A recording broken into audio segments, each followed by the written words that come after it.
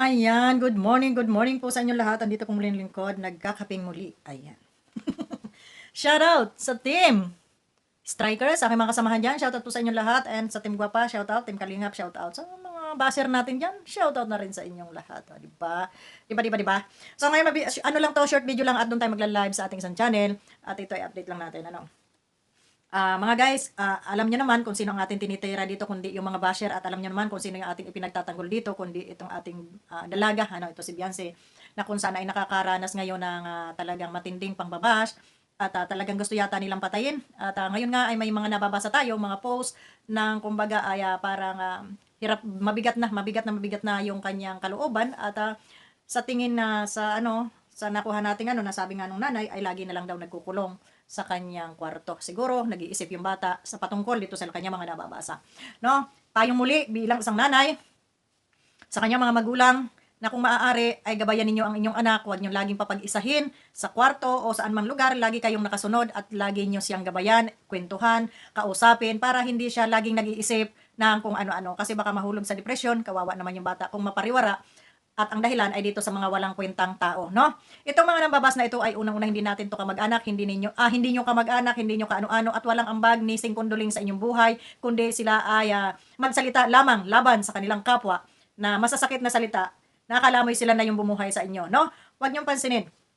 Kumbaga, kung maaaring huwag niyong basahin yung kanilang mga comment, hayaan niyo sila.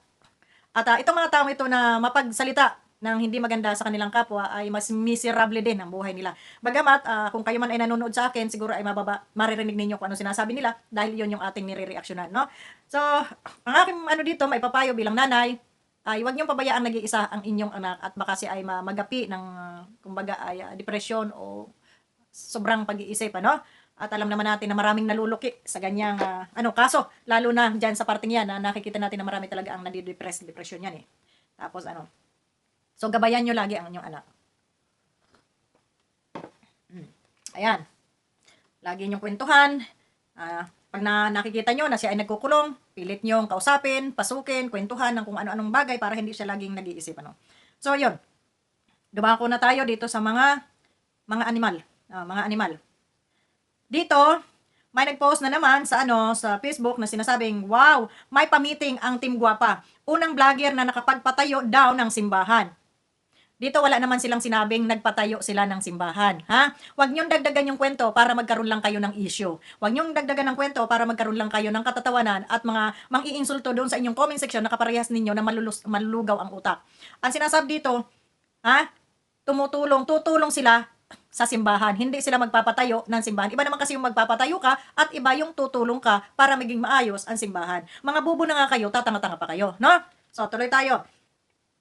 Sabi ni Divina Garlitos, Divina Garlitos, si Biran pala ang namamangka sa magkabilang ilog. Bakit nyo masasabing si Biran pala ang namamangka sa dalawang ilog? Bakit si Biran ba? Beneficiary ba siya ng Kalingap? I think hindi. Ang beneficiary dito ng Kalingap ay si Beyonce. Kaya kung sasabihin niyo si Beyonce ang inyong pagdadamutan, ay pwede. Pero kung si Biran at yung asawa niya, for your information, ay hindi naman sila beneficiary ng Kalingap, kundi ang beneficiary dito ay si Beyonce. Kaya kahit saan man niya gustong pumunta, wala siyang binabangka na dalawang ilog. Bakit? Yung araw-araw ba na pangangailangan ng pamilyang ito ay kumbaga nakanganga-permi sa Kalingap? Naghihintay ba sila permi ng bigay ng Kalingap? Yung pang-araw-araw, malamang hindi, no? Kaya sila kikilos ayon sa normal nilang buhay. Kaya doon sa nagsasabing namamangka sa dalawang ilog, I think yung utak nyo ang namamangka sa dalawang ilog. Kasi mga kayo, wala kayong makitang kabutihan sa inyong kapwa. Sabi naman ni Tere, pwede ka raw sumakay sa bangka, sakay na. Yan. Sumakay siya sa gitna ng laot, ihulog siya ni Beyonce. True, nanganganak pala ang pakialamera, bakit dumadami sila? Sabi ni Divina, di naman ako balingbing, nakagaya mo, sumapi ka na lang sa kanila. Balingbing daw. Pag nagtanggol ba sa kanila, balingbing na? Pag may nakita ka bang kabutihan na ginawa nila, hindi lang puro kasamaan ang nakikita, ay balingbing na. Kasi ako kung sila nakita nila yung ginawang kasamaan, okay, sige, kasamaan yung kanila nakita. Ako naman, ang tinitingnan ko, yung ginagawang kabutihan, no? Yung ginagawang kabutihan, yun ang gusto kong tingnan. Hindi yung puro na lang kasamaan. Kasi kung puro na lang kasamaan, ang titingnan natin, kayo na nagko-comment dito, mas masahol pa kayo doon sa taong nilalait ninyo. Mas masahol pa kayo doon sa tao na sinasabi ninyong balingbing. Bakit? Sa mga ugali pa lang ninyo, pananalita na pa lang ninyo, ugaling satanas na kayo. Bakit? Kasi, Kung ano lang yung makikita ninyong pwedeng ipang-insulto doon sa tao, pwedeng ipanuya doon sa tao, pwedeng ipahiya doon sa tao, yun lang yung nakikita ninyo. Bakit itong mga taong ito, ganun na ba kasasama sila? Kumulang, dahil humiwalay sila sa grupo ng Kalingap, ganun na sila kung husgahan ninyo. Kayong mga nanghuhusga, malilinis ba kayo? Baka nga mga scammer kayo eh. Ha? Baka nga yung iba yan nagkukunang waring mga sponsor pero nang nung koleksyon pala sa iba. At yung iba naman, ha, na mga sponsor na nagbibigay doon sa pinag-aabutan, ibinubulsa nyo lang pala. Marami na akong naririnig. Ha? Di ba? Hindi na ako magpapangalan dahil wala naman akong resibo. Pero kung may resibo ako, patay kayo sa akin lahat. Kaya, malas nyo. Hindi ako ang kagrupo nyo. Dahil kung ako ang nakakasama nyo, at ganyan ang gagawin ninyo, ang matay, bulgar kayong lahat sa akin. Di ba? So, wala tayong magbanggit ng inyong mga pangalan hanggat wala tayong resibo. Pero karamihan, ha? Yan. Yan ang mga gawain.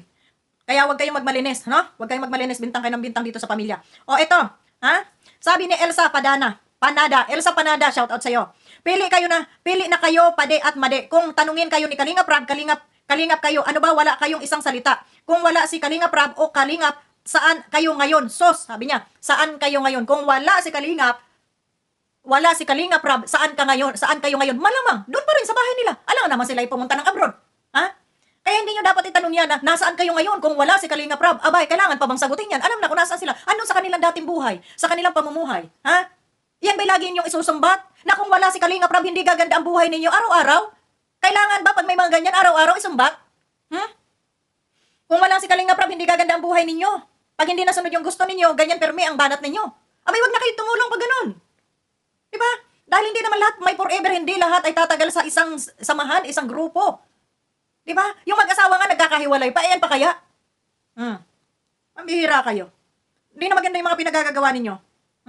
O, dito naman tayo, dumako naman tayo. Ito, sabi ko nga sa inyo, nagbabasa ako ng resibo. Itong inyong mga pinagagawa. Ha?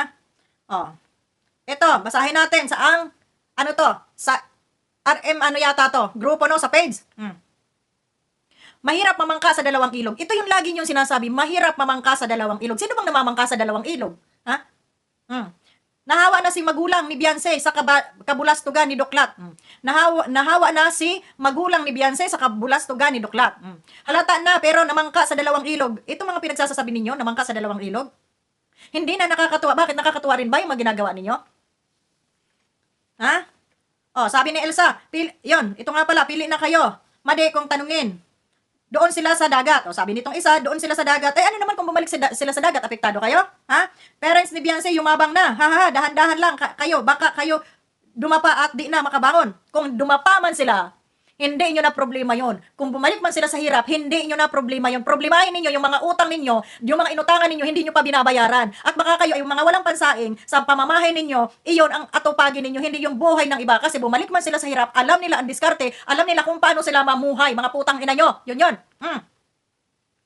Diba?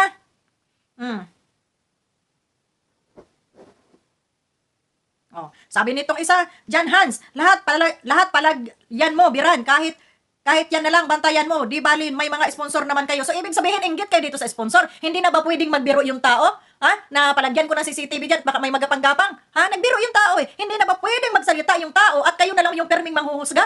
Ha? Ay, grabe. Makita mo ba dati mong itsura, Biran? Ang tinitira dito yung tatay, ha? Nakita mo ba ang dati mong itsura, Biran? Papa mo ba? Yan. Gusto talaga ni Biran mabas. If bitawan kayo ng Kalingap, sa palagay nyo, sisikat kayo, wish mo lang. Kung bitawan man sila ng Kalingap, mas mabuti pa. Para sa akin, mas mabuti pang bitawan sila ng Kalingap kaysa araw-araw yung binabastos, nilalamutan at kung ano-anong pananilita ang inyong ginagawa mga putang ina ninyo. Kung ako kay Kuya Bal, bitawan nyo na lang yan kaysa naman tinutorture nyo ang utak ng tao. Ha? Diba? Total, wala na rin lang ano yan sa inyo eh. Bitawan nyo na. Ano pa? Bakit hahabol-habulin pa yung mga yan? Total, andun na yan sa kabila. Ipaubayan nyo na dun sa kabila. Bakit kailangan pang habol-habulin itong mga taong ito? Tapos naman itong matulungan. Dapat yung iba naman ang matulungan. Bakit kailangan pang hawakan sila? Bakit kailangan pang pigilan sila? Hanggang kailan? Diba? Kumpara lang sa akin. Aba, kayo kumabila na andyan na kayo. Ay, di dyan na kayo. Bakit ako maghabol-habol sa inyo? Marami pa akong pwedeng tulungan. Ano bang hinahabol nila dito sa pamilyang ito? Diba? Anong hinahabol? Ay, tapos na. Tapos na mapabahayan. O sige na, sabihin na natin sa Kalingap, galing yan sa Kalingap lahat yan. Tapos na ninyong mapabahayan yan. Tapos na ninyong matulungan. Ano pa? Bakit kailangan pang habulin? Bakit kung saan pupunta yung pamilya, kailangan pang kung saan sila pupunta, kailangan pang papamiliin. Ay di ba nga ang usapan, pag napabahayan na, natulungan na, iiwanan na, at yung iba naman, bakit hindi maiwanan ito? Bakit hindi nyo na ipaubaya kung saan sila gusto? Total, alam naman ng taong bayan, alam ng buong mundo na sila ay natulungan ng Kalingap at hindi naman nila iwinawalang ano yon, hindi nila sinasantabi yon. Ha? Na sila ay tumatanaw ng utang na loob dito sa Kalingap. Hindi naman nila sinasabi na hindi yan galing sa Kalingap. Wala naman tayo naririnig, di ba?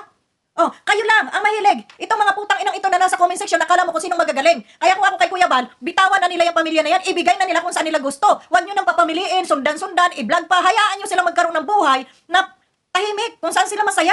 Ang importante nakatulong, ano bang purpose ng Kalingap? Di ba tumulong? O tapos ng tulungan, ano ba? Kailangan pa bang i-vlog hanggang habang buhay itong mga ito? Mira. Kailangan pa bang pag-usapan sila araw-araw? Maraming nangangailangan ng tulong. Doon tayo mag-focus kung talaga. Diba? Hindi yung gusto ninyo, durugin ang tao bago man bitawan, luray-luray na. Ha? Nakakaano ng pakinggan itong mga pinagsasasabi ng mga putang inang ito dito sa comment section nila na hanggang dyan sa Facebook ay nilalapa ang pamilya. Ha? Na wala man lang natatanggap na pagtatanggol. Hindi na ba pwedeng magsalita yung pamilya? Hindi na ba pwedeng mag-joke man lang yung pamilya na yon? At lahat may issue sa inyong mga putang ina ninyo? Ha? Yung pansisimba, may issue. Ha? Yung pagsasalita ng tao dun sa kanilang pamamahay, may issue. Hindi nila inaalis na sila ay nagmula sa Kalingap. Pero hanggang kailan ninyo babastusin? Hanggang kailan nyo bababuyin ang pamilyang ito? Bakit hindi nyo tigilan? Tapos na silang matulungan. Ano ba? Wala na akong nakikitang dahilan para sila i-vlog pa ng i-vlog at pag-usapan. Wala na akong nakikitang dahilan kasi kung sasabihin ninyo na walang utang na loob, nasabi nyo ng lahat. Ha? Nasabi nyo ng lahat yan. Walang utang na loob, namamangka sa dalawang ilog, lahat ng masasakit na salita, sinabi nyo na. Ano ba ang gusto ninyo? Kailangan bang makita ninyong patay itong pamilyang ito para masiyahan kayo? Para masatisfy yung kasiyahan ninyo? Ha? Di ba? Sasabihin nyo walang utang na loob, namamangka sa dalawang ilog, kesyo ganun ganito, nahawanan ng kaibangan, hindi na ba pwedeng magsalita yung mga tao? Kailangan ba pag natulungan ng Kalingap, kailangan ay siper na lang yung bunganga hanggang sa mamatay kayo, huwag kayong magsasalita dahil kayo ay natulungan ng Kalingap, ganun ba yun? Aba, ay hindi ganun ang pananaw ko dito sa Kalingap. Ang pananaw ko dito sa Kalingap, tumutulong sa mga nangangailangan. Hindi naman sinabi ni Kuya Bal noon na pag kayo ay natulungan ng Kalingap, kayo ay habang buhay nang nakakabit ang buhay dito sa akin. Dahil ang pagkakaalam ko, ang sinabi nila noon, pag natulungan na, napaayos na, nabahaya na, ay iiwan na nila at doon naman sila uli sa iba tutulong. Iyan ang nagustuhan ko noon sa mga nila. Kaya ako nakasuporta sa kanila ng halos ilang taon, nakikipagbasagan ako ng mukha. Ha? Pero kayo, ang ginagawa ninyo? Nakikipagbasagan ako ng mukha sa mga basher. Kahit wala akong sinweldo, wala akong kinita, hindi ako nangungwinta. Iyon yung nagustuhan ko dito sa programa ng Kalingap. Noon. Na marami silang natulungan at hindi natin maikakaila yan. Hindi natin winawala yan. Yung natulungan ka ng Kalingap ay napakalaking angat sa kanilang pamumuhay. Kaya nga tayo narito, kaya nga tayo sumusuporta. Ano ba sinuportahan natin? Yung bangayan? Hindi. Ang sinuportahan natin dito, yung ginagawa nilang pagtulong nung araw. Diba? Dahil ang magandang nila dito noon, pag natulungan na, iniiwan na yon at iba naman ang tinutulungan. Ngayon, itong si Beyonce, itong pamilyang ito, natulungan na ito ng Kalingap. Napabahaya na. O sige, sabihin natin napabahaya ng Kalingap. Na bago ang buhay, nagkaroon ng mga sponsor dahil sa Kalingap. Hindi naman inalis yan. Pero, sino ba ang beneficiary dito? Di ba si Beyonce? Ngayon, yung bang pamilya, bawal bang pumunta dun sa kabila? Bawal bang makipagkaibigan? Dahil sila ay nakatali dito sa Kalingap? Ito ba ay may kontrata sila sa Kalingap? Na hindi sila pwedeng magsalita, hindi sila pwedeng pumunta sa kung saan-saan? Na wag maririnig ng Kalingap dahil bawal? Abay, para nyo na rin pinagbawalang huminga. Ha? Naririnig nyo ba yung mga sinasabi nyo dito? Kayo yung nagpapasama sa Kalingap. Pinapasama nyo yung imahin ng Kalingap. Di ba? Sa mga nababasang ganito. Kayo yung nagsusulsul. Naandyan kayo sa mga comment section noon, ang babait ninyo mga putang ina ninyo. Ha? Ang babait ng mga ibang viewers dyan. Pero ngayon, sungaya na, mga bastos na. Ha? Kahit nandyan kayo sa live ni BSM, nagpapatayan kayo. Kahit nandyan kayo sa live ceiling ni Kalingap Rab, mga bastos kayo. Dyan kayo nakikipag-away. Hindi nyo nirespeto. O ngayon, sino mga balahura? Sino mga bastos? Sino mga balingbing? Kayo. Dahil wala kayong mga respeto. Kahit pagbibinta, paghahanap buhay ng mga tao, dyan kayo nakikipagbangayan. Ako? Pupunta ko sa isang live, nakita ko doon yung kaaway ko, hindi ako mambabastos doon. Pero kayo, anong ginawa ninyo doon sa live ceiling ng mga tao? Binalahura ninyo, binastos nyo, pero pag magsalita kayo, solid Kalingap kami. Yan ba ang ugali ng Kalingap? Ano yung mga ugali ninyo yan? Tapos araw-araw na ginawa ng Diyos, putang ina ninyo, hindi kayo makatulog dito sa mga Facebook page ninyo kung ano-ano, mga salitang masasakit ang pinagsasasabi ninyo. Ang bantayan ninyo, yung mga utang ninyo, ha? Yung mga buhay ninyo na baka wala na kayong malamon, panira kayo ng panira sa kapwa. Pati yung kalingap, dinadamay ninyo. Ha? Bakit hindi ko masabing nadadamay ang kalingap? Ha? Dahil kahit wala naman sinabi si BSM, kahit walang sinabi si Kalingap Rab, andyan yung mga komento ninyo, andyan yung mga patutsada ninyo, hanggang sa na-adapt na rin lang ito nila doon sa kabila. Ha? Hanggang si Kuya Bal nakakapagsalita na rin lang na hindi maganda sa kabila dahil sa kasusulsol ninyo. Di ba? Kakapikon kayo. Pwede bang magpakatao naman kayo? Lahat na lang ng comment. Binastos nyo na. Di ba? Si Beyonce. Oh, sige, si Beyonce. Beneficiary pa ng Kalingap. Ha? Scholar ng Kalingap. O doon lang. Doon lang sila tumutok kay Beyonce. Scholar ng Kalingap. Doon lang kayo tumutok. Ha? Pag si Beyonce araw-araw iblinag ni Dr. Love, ha? Pag araw-araw ibinablag, nakikita nyo sa vlog, doon kayo magreklamo. Pero yung pamilya, wala na bang karapatang magsimba yung pamilya? Wala na bang karapatang makipag-usap yung pamilya? Wala na bang karapatang tumulong kung saan yung malapit sa kanila na gusto nilang tulungan? Gaya niya pagcha-charity na pagpipiding program na yan ni Dr. Love, masaya sa kalooban nila yung sila ay makapag-abot doon, makasalamuha doon sa mga tao na yon. Nakita ng camera, nahagip ng camera na andyan tumutulong sila. Anong kasalanan nila doon? Sagutin niyo nga ako, masama ba yung ginawa nila?